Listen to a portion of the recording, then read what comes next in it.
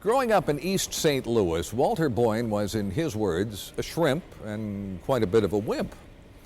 At Holy Angels, a misnamed parochial grade school, Boyne found that he could avoid the regular schoolyard beatings by writing reports for the bullies, his first writing job. And after serving in Vietnam, Boyne thought once again about writing, and maybe this time he could make some money. Well, he sold his first article, as a matter of fact, about this airplane, the P-36 Curtiss Hawk, to the British Royal Air Force Review. He made $29 for that. And still, it was a good start to what would become a prolific writing career. Growing up in East St. Louis, Illinois, Walter learned of his love for flying at an early age. Only 4 years old, he saw his first copy of G-8 and his Battle Aces, a dime novel of the day. When he saw the garish photo of an aircraft in combat on the cover, he knew he was going to be a pilot, and he never deviated from that goal. In the summer of 1941, when he was just 12 years old, young Walter conceived an idea to protect American submarines by using a decoy periscope and wrote about it to the Secretary of the Navy, Frank Knox. Ironically, despite the press coverage, the only people to use the idea during the war were Japanese. Through the illness and death of his father, Boyne persevered and worked his way through 2 years of college with only one goal: to enter the Air Force Aviation Cadet Program, which he did in 1951.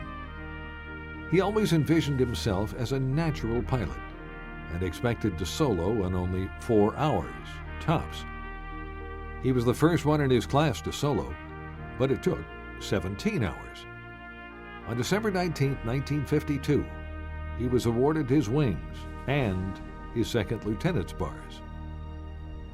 Boyne was stationed at Castle Air Force Base, California, with the 330th Bomb Squadron, 93rd Bomb Wing, flying the B-50. And later he wangled his way onto a B-47 as a combat crew member in the Strategic Air Command. His next assignment was his dream job, flying as a nuclear test pilot with the 4925th Nuclear Test Group at Kirtland Air Force Base, flying B-47s and B-52s. During the war in Vietnam, Boyne commanded the 635th Services Squadron at Utapao Royal Thai Air Base, where he flew 120 combat hours as a C-47 instructor pilot. After retiring from the Air Force in 1974, he joined the National Air and Space Museum as curator of air transportation, supervising the installation of aircraft. He was also asked to clean up Silver Hill, a restoration facility with airplanes rotting and self-destructing. The revamped facility opened on time and became a museum itself. In 1981, Boyne was named acting director of the National Air and Space Museum and then director in 1983. He had several goals in mind. First was to create the magazine, Air and Space, which quickly became a must-have for aviation enthusiasts.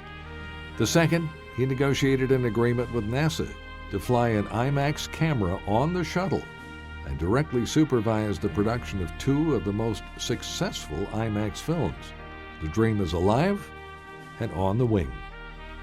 Lastly, he negotiated directly with Donald Engen, then the FAA administrator, to transfer 83 acres of land for the museum's extension at Washington Dulles Airport, which is now known as the Stephen F. Udvar Hazy Center. He became involved in television in 1991, writing scripts and directing production of the highly successful series of Wings TV programs that appeared on the Discovery Channel. This led to his co-founding of the cable TV channel Wingspan, the Air and Space Channel, which debuted in April 1998 and was purchased by the Discovery Channel a year later. Boyne currently consults for the Discovery Wings channel and is designated Aerospace Expert in Residence by Discovery. He's a familiar figure on TV, appearing as a commentator on aviation and military events on all the major networks, including CNN, C-SPAN, and PBS, as well as the History, A&E, Discovery, and Speed Vision channels. Boyne began writing aviation articles in 1962 and has since completed more than 1,000 articles 44 nonfiction books, and 7 novels, all focusing on aviation. He has been on the New York Times bestseller list for both fiction and nonfiction, and has had 3 books air on national television. Boyne's latest novel, Supersonic Thunder, is the second in a trilogy on the history of jet aviation. He will soon publish Soaring to Glory, the Air Force Memorial, and Beyond the Wild Blue, a history of the United States Air Force. For his lifetime contributions to aerospace education, restoration, preservation, and research, Walter J. Boyne has earned his place in the National Aviation Hall of Fame.